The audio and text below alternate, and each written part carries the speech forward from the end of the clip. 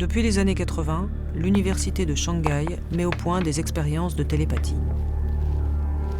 Des sujets particulièrement doués pour leur capacité télépathique ont été sélectionnés pendant des années. Certains d'entre eux ont développé des aptitudes en tant qu'émetteurs de la pensée et d'autres en tant que récepteurs.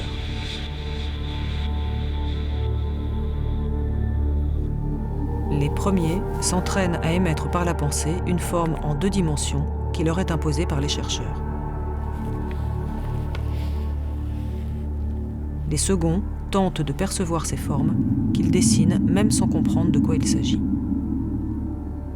Ils laissent simplement leur cerveau guider inconsciemment leurs mains sur le papier.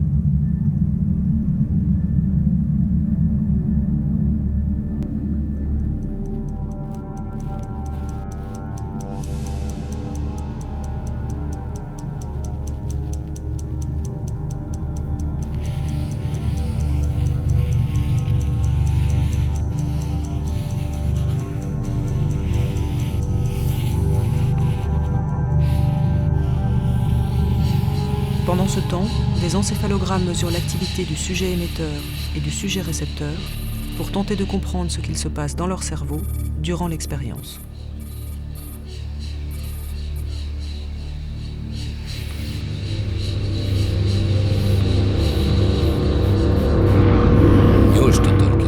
Avez-vous compris ce qu'il s'est passé pendant le déroulement de cette expérience? Avez-vous compris que c'était vous qui étiez analysé, et plus particulièrement votre capacité d'attention? Rebobinons le film et observons son déroulement. 2 acteurs assis à une table et un 3e qui porte un tablier blanc pour faire penser à un scientifique. Pendant que la caméra filme la scène, différents éléments sont modifiés. Un comédien enlève son gilet. On enlève une lampe et un pot à crayon que l'on remplace par un autre modèle, d'un côté et de l'autre. On change aussi le fond du décor. On ajoute une plante verte. Un comédien passe une écharpe autour de son cou. Mais ce n'est pas tout, puisque l'on change la couleur de la nappe et des feuilles de papier, ainsi que le dessin et même le comédien. Et pour le matériel médical, des guirlandes de Noël font parfaitement l'affaire. Comme vous le voyez, notre capacité d'attention est bien inférieure à ce que nous croyons.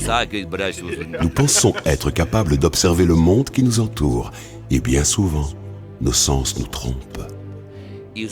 Avoir conscience de nos faiblesses est le meilleur chemin vers la raison. Mon nom est Lazarus, et je vous souhaite bien le bonjour. N'hésitez pas à piéger vos amis.